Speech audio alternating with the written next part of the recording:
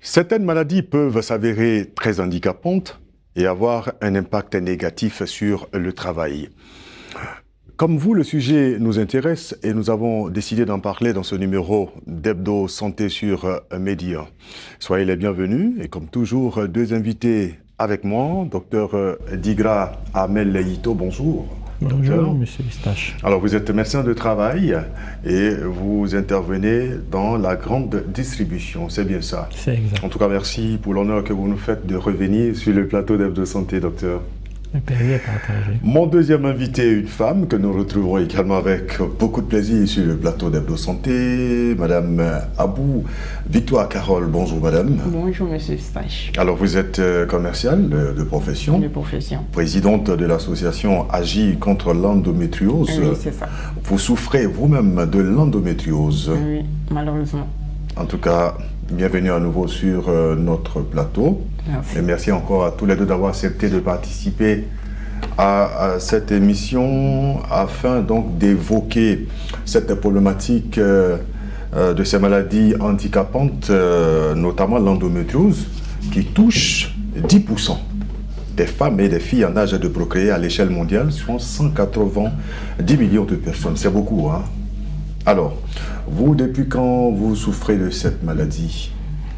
On va dire, les symptômes ont commencé dès les premières règles, hein. Dès 13 ans, j'ai commencé à avoir super mal.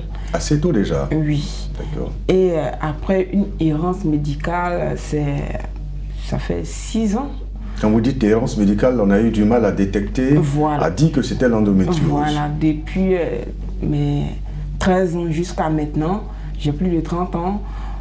C'était allez-y madame, le médecin me disait allez-y mademoiselle, allez-y madame. Ou bien quand j'étais plus jeune avec ma mère, on me disait non, ce sont les règles douloureuses, ça va passer, qu'elle prenne des cachets, ça va passer. Mais ça ne passait pas malheureusement.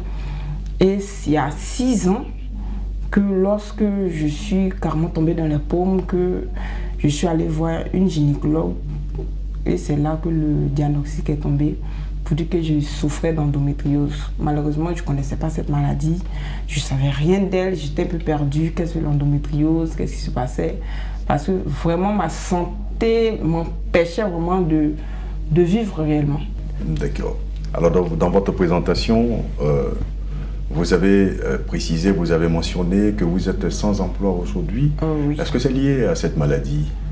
On va dire un peu, parce que j'ai vécu une mauvaise expérience dans mon dernier emploi. Donc, franchement, je suis un peu réticente à aller encore postuler. Et puis, les chefs d'entreprise vont me parler de est-ce que vous avez des maladies bizarres, est-ce que, par rapport à ma santé, parce que c'est vraiment délicat quand on souffre d'endométriose.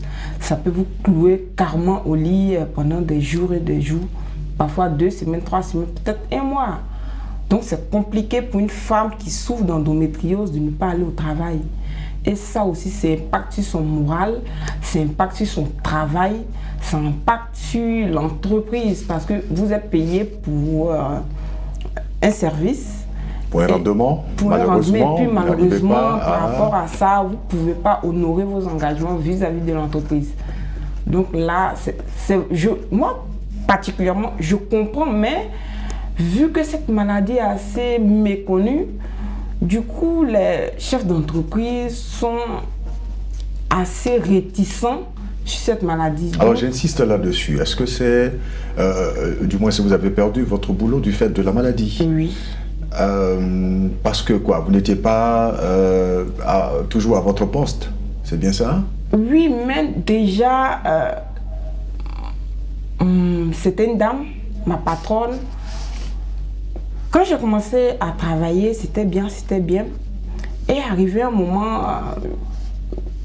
mes règles sont venues naturellement. Donc j'ai fait au moins 3 jours à la maison.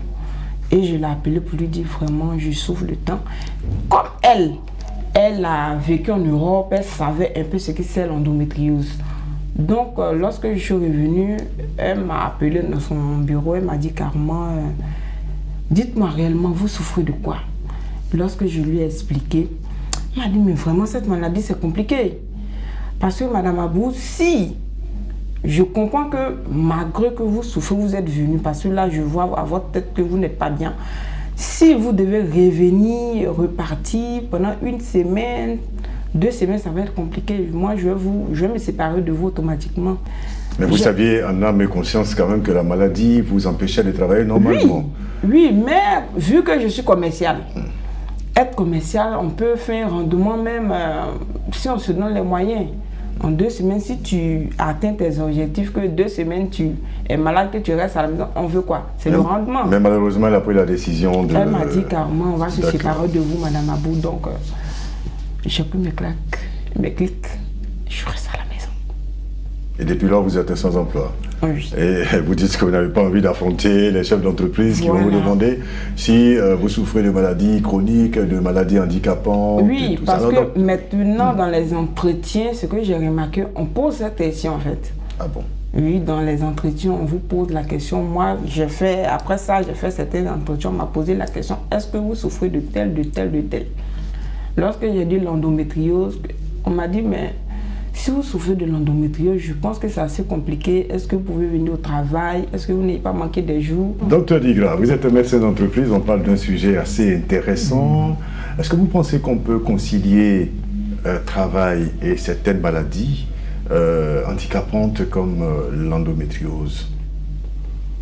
Oui et non. Ah bon? Dites-nous. Oui, parce que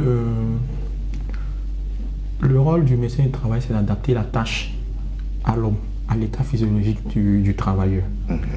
Donc, dans un premier temps, on peut adapter, dans la mesure du raisonnable, une activité à un état de santé d'un travailleur. Mais non, en même temps, quand le niveau d'absentéisme atteint un certain seuil, là, la loi impose d'abord, ou bien autorise d'abord l'employeur à faire un dégraissement salarial. À ce niveau-là, je voudrais qu'on soit précis, un niveau d'absentéisme, c'est combien de temps? Bon, je ne peux pas vous donner les détails précis parce qu'il y a d'abord la catégorie, il y a l'ancienneté. Ah bon, d'accord. Voilà. Donc, quand le nombre le nombre de jours cumulés atteint un certain seuil, le salaire est dégraissé. D'accord. Pas de moitié, 1 quart, 2 quarts, 1 quart jusqu'à pratiquement un salaire qui est carrément vraiment réduit. Et si la personne ne peut pas revenir dans les conditions optimales pour l'employeur, ils vont rentrer en négociation. Ah bon? Voilà, ils vont rentrer soit en négociation, soit c'est un licenciement direct qui va aboutir. Et donc quand je dis oui, c'est si la personne est diminuée jusqu'à quel niveau. On peut aider cette personne à maintenir son poste ou bien à réintégrer son poste. Si la personne est absente totalement, de manière permanente et prolongée de son poste de travail, là, ça devient maintenant compliqué. Wow. Voilà, maintenant compliqué. Peut-être que dans l'échange, le débat, on aura peut-être des propositions de solutions. De solutions. Voilà. Mais est-ce que ces maladies, bon, on les a appelées les maladies handicapantes quand même, parce que là,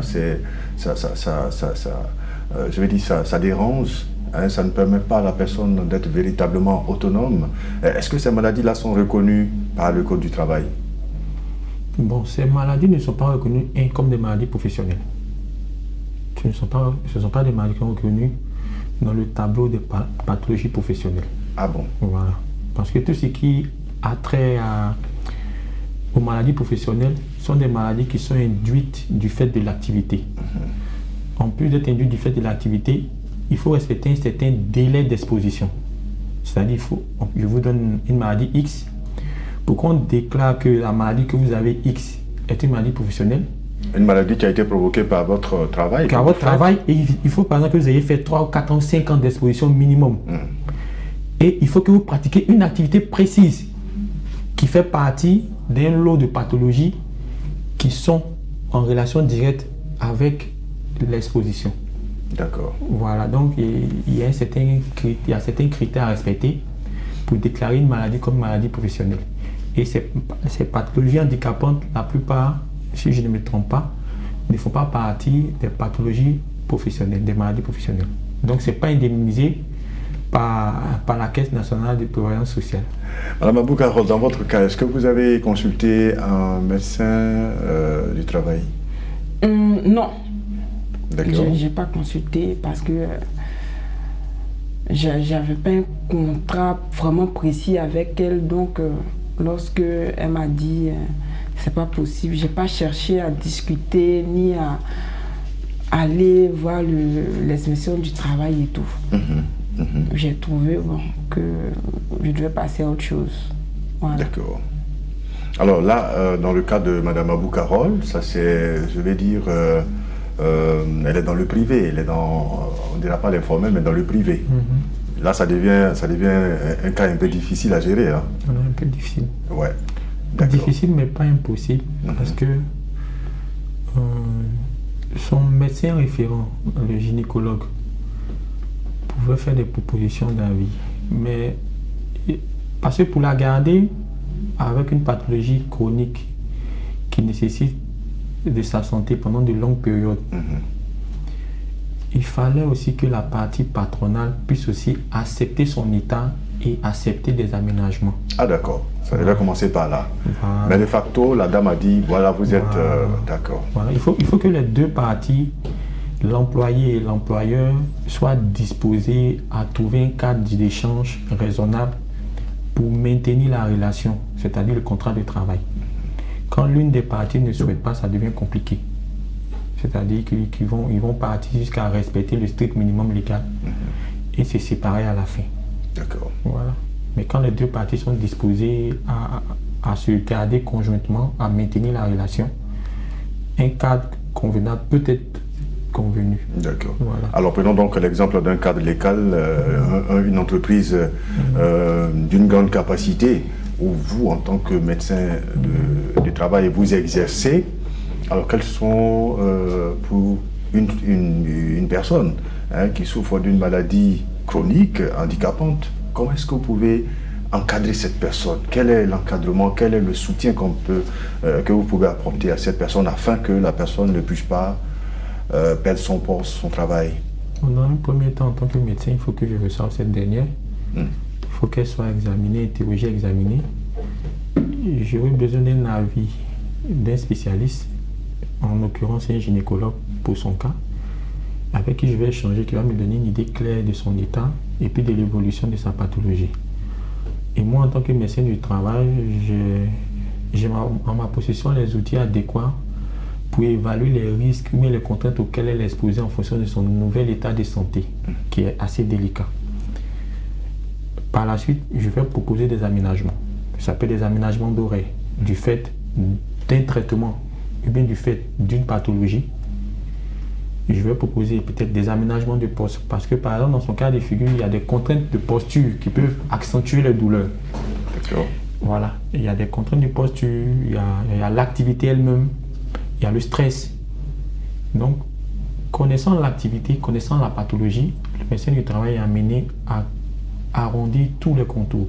Bien sûr. Parfois même à jouer le rôle de conciliateur entre le patient et son supérieur. Parce que parfois le supérieur, il est technicien dans son domaine, il n'est pas médecin.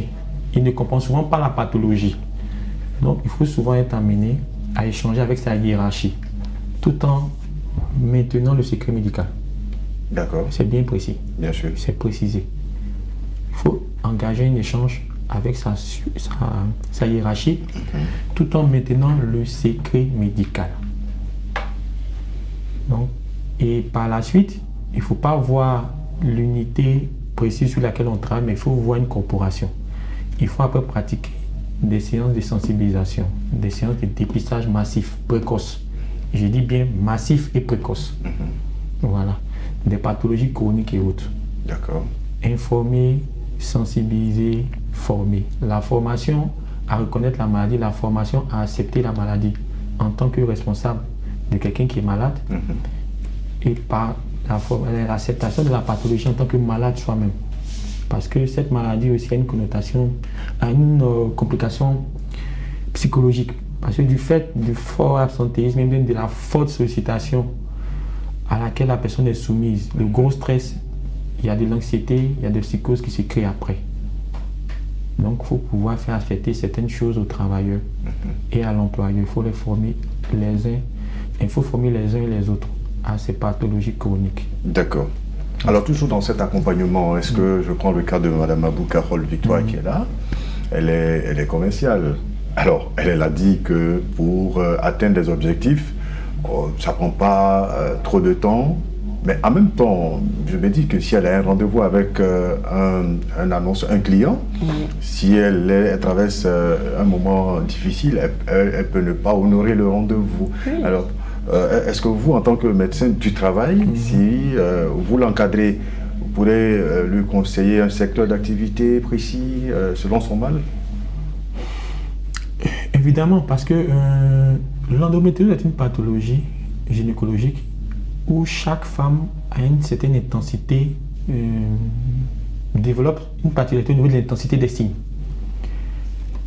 Elle est bien placée pour le savoir. Dans sa vie. Dans sa vie, déjà, il y a eu des périodes où les douleurs étaient moindres. Il y a eu des périodes où les douleurs étaient exacerbées. Sûrement par certains facteurs. Ça peut être des facteurs professionnels comme des facteurs quotidiens ou domestiques. D'accord. Voilà pourquoi j'ai parlé de formation, information, sensibilisation. D'accord. Donc le patient devra maîtriser tous ces facteurs-là. Merci. D'accord. Si c'est l'alcool, si c'est, c'est une très belle dame, elles ont tendance à vouloir faire de très beaux cheveux pour plaire à nous les hommes. Bien et sûr. Elles vont s'asseoir longtemps, 3 heures, 4 heures du temps. C'est des facteurs qui ne sont pas liés à l'activité, mais des facteurs domestiques. Il faut qu'elles sachent que c'est quelque chose qui est proscrit pour elles. Ah. Vous voyez, donc voilà pourquoi j'ai parlé de formation du patient. L'information du patient, sa sensibilisation. Ah d'accord. Donc je veux dire que la maladie en elle-même n'est pas une fatalité, Pas du mais tout. le malade, la personne doit véritablement connaître Sa pathologie. sa pathologie. Voilà. Pour lui permettre, à cette dernière, au patient, de pouvoir être à même de maximiser ses chances de réduire au maximum les crises. Parce que c'est des crises qui ont une intensité qui varie avec le temps. Et ces variations sont liées à des facteurs qui sont parfois endogènes ou exogènes au patient. Voilà. Madame Abou Carole Victoire, Oui. voilà, au vu de ce que le docteur vient de dire, c'est assez important. Est-ce que vous avez fait attention dans votre quotidien, dans vos habitudes? Oui, franchement, le docteur a, on va dire, un peu résumé. Avec l'endométriose, il faut connaître ta maladie. Comment l'endométriose se comporte dans ton corps. Parce que l'endométriose, ce n'est pas une maladie qui impacte de la même manière chaque femme. Chaque femme a, on va dire, la manière dont l'endométriose se manifeste chez elle. Comme il a dit, il faut savoir à quel moment faire telle chose, il faut savoir à tel moment ne pas manger telle chose, à tel moment il faut faire attention. Mais vous particulièrement, est-ce que vous avez fait attention? Est-ce que vous avez remarqué? Qu'est-ce que vous faites qui éventuellement déclenche les crises ou je vais dire, augmente les crises? Ce qui augmente les crises chez moi, c'est manger gras. Ah, donc vous devez éviter tout ce qui est gras. J'évite manger gras. D'accord. Voilà. Chez d'autres femmes, ça va peut-être être autre chose. Oui. Ça va peut-être d'autres facteurs. Oui. Mais vous, chez vous, vous avez remarqué que manger gras, prendre l'alcool, ça c'est pas bon. Ça réveille les crises. Ça réveille. Pas possible. C'est pas possible. Donc là, ce sont des... Alors, lorsque vous vous éloignez des gras, vous vivez plus ou moins normalement. Voilà, il faut faire attention à son hygiène, en tout cas alimentaire. Parce que avec l'endométriose, certaines femmes carrément ne mangent plus de viande rouge. Parce que pour elles, ça accentue les douleurs. Certaines femmes ne mangent plus de... En tout cas, plein. Ça dépend de certaines femmes. D'accord. D'autres évitent l'alcool, le café, la viande rouge, le sport. Alors, puisque vous maîtrisez maintenant, on va le dire, vous maîtrisez, vous commencez ou vous maîtrisez la maladie que vous avez, vous n'avez plus à avoir peur d'aller chercher du travail. Oui. Puisque là, il vous suffit d'éviter le gras, Mais d'avoir parfois- une qualité de sommeil. Non, je pense que là, il y a une incompréhension. Et les compréhensions? Voilà, je vais revenir. D'accord. Les mesures d'hygiène que le patient s'impose l'aident à réduire un tant soit peu Les douleurs. le nombre de crises, D'accord. Voilà. l'espacement des crises et l'intensité des crises. Des crises. Mais les conditions d'hygiène que le patient s'impose ne font pas disparaître les crises. Parce que la Voilà. pathologie en elle-même, en plus d'avoir d'autres signes, la douleur est l'un des signes typiques de l'endométriose. Ah oui. Pour un rien sans raison, ça peut venir. Oui. Oui. Et le quotidien... Mais les facteurs viennent exacerber, donc il faut éviter les facteurs. Voilà, Ah, c'est-à-dire, d'accord. par exemple, si on veut réintégrer cette femme, si d'aventure elle a des crises qui la clouaient pendant 2 semaines au lit, en mettant en œuvre ces mesures hygiéno-diététiques et l'acceptation même de sa pathologie, de la douleur qui est quasi permanente quand elle fait ses crises, elle pourrait travailler et réduire son temps d'absentéisme mensuel. Et réduire le nombre de crises. Si elle s'absentait 5 jours, 3 fois dans le mois, 4 fois dans le mois, elle pourrait réduire parce que l'intensité est supportable D'accord. et les crises sont espacées. D'accord. Voilà. Donc en termes de recommandations, qu'est-ce que vous pouvez dire à toutes ces femmes-là qui souffrent de ces maladies comme l'endométriose, des maladies handicapantes? Les handicapants, dans un premier temps, c'est de maîtriser leur pathologie. Vraiment avoir des échanges francs et directs avec leur médecin spécialiste. Il faut qu'ils leur disent la vérité, il faut qu'elles se documentent, pas partout, qu'elles se documentent vraiment sur la maladie, comment réduire ces crises, comment les accepter mentalement, parce que c'est des maladies qui ont une incidence directe même sur le mode de vie. D'accord. Parfois même c'est des pathologies qui sont source de séparation, source de divorce, source de problèmes matrimoniaux. Oui. De conflits carrément dans les dans couples. les foyers et dans les couples. D'accord. Voilà, donc il faut que ces personnes-là acceptent les pathologies, les connaissent et puissent prendre des mesures pour éviter ces complications sur elles-mêmes en tant que personnes et les complications dans leur environnement professionnel et dans leur environnement de vie.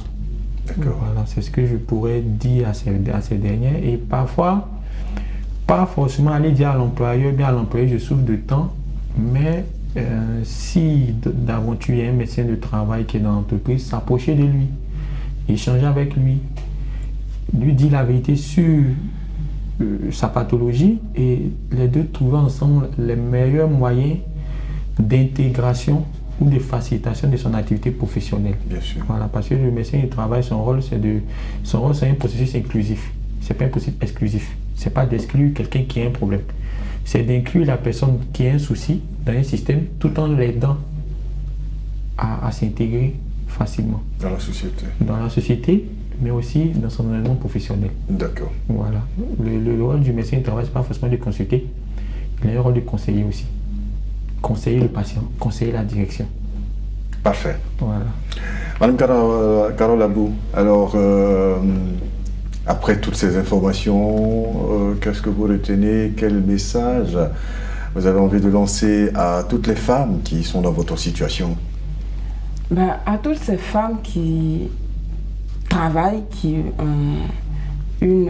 travaillent dans une entreprise, c'est de faire attention à elles. Et surtout lorsqu'on souffre d'endométriose, franchement, faire attention à ne pas perdre son boulot, en fait. Ne pas que l'endométriose impacte trop son travail. Et aux chefs d'entreprise, vraiment de faire des campagnes de sensibilisation en entreprise. C'est pas forcément l'endométriose, il y a plusieurs maladies. Mais l'endométriose, moi je parle de l'endométriose parce que je suis là-dedans, mais des campagnes de sensibilisation, des ateliers pour en parler, pour délier les langues, parce que parfois elle s'absente, mais elle ne dit pas de quoi elle souffre. Elle souffre en silence. Voilà, elle souffre en silence. Lorsque l'employeur il est informé de la pathologie, il a un œil assez indulgent par rapport à son employé. Donc ça peut vous éviter un licenciement abusif, Voilà. par exemple. Si vous pouvez faire, maintenant on fait le télétravail, si vous pouvez travailler à la maison, ce serait bon. Revenir de temps en temps au D'accord. boulot, faire ses rapports et tout, retourner à la maison, c'est pas mal.